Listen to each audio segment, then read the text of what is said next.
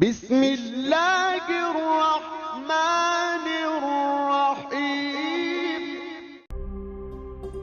دوستو، حضرت انس فرماتے ہیں کہ پیارے نبی صلی اللہ علیہ وسلم کی ایک صحابیہ حضرت ام سعد رضی اللہ تعالی عنہا کا بیٹا فوت ہو گیا۔ جب صحابیہ کو پتہ چلا کہ میرے بیٹے کا انتقال ہو گیا ہے تو وہ دوڑ کر اپنے بیٹے کے پاس آئی۔ اس وقت میت کو غسل دے دیا گیا تھا تو اس کی ماں مرے ہوئے بیٹے کے پاؤں کی طرف آ کر بیٹھ گئی۔ پاؤں کی طرف بیٹھ کر اس ماں نے دونوں ہاتھ اٹھائے اور آسمان کی طرف منہ کر کے کہا، یا اللہ، میں نے تیری ہی محبت میں کلمہ پڑھا، میں نے تیری محبت میں اپنا گھر چھوڑا، تیری خاطر اپنوں کو چھوڑا، تیرے خاطر تیرے حبیب کے گھر آئی۔ یا اللہ، دشمن ہنسیں گے، کہیں گے باپ دادا کا مذہب چھوڑا ہے اس لیے تو بیٹا مر گیا ہے۔ یا اللہ، دشمنوں کو ہنسنے کا موقع نہ دو، میرا بیٹا مجھے واپس کر دو، میرا بیٹا مجھے دوبارہ لوٹا دو۔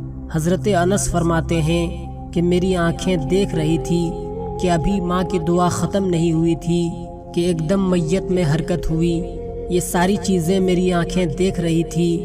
خدا کی قسم، ابھی ماں کی دعا ختم نہیں ہوئی تھی کہ ایک دم میت میں حرکت ہوئی اور مرا ہوا بیٹا دوبارہ زندہ ہو کر اوپر سے کفن ہٹا کر اٹھ کر بیٹھ گیا۔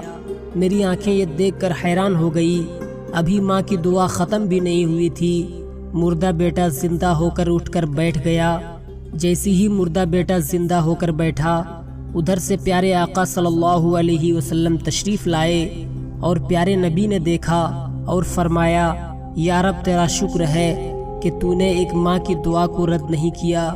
پھر پیارے نبی نے رو کر فرمایا، اے صحابہ، کاش کہ آج میری ماں زندہ ہوتی، میں نماز میں اللہ کے حضور کھڑا ہوتا، میری ماں مجھے آواز دیتی، اے بیٹے محمد، تو میں نماز چھوڑ کر دوڑ کر ماں کے پاس چلا آتا اور دنیا والوں کو بتاتا کہ ماں کی عظمت کیا ہوتی ہے۔ دوستو، آپ سے جتنا ہو سکے اپنی ماں باپ کی خدمت کرو، جتنا ہو سکے اپنی ماں کو خوش کر کے ان سے دعائیں لے لو۔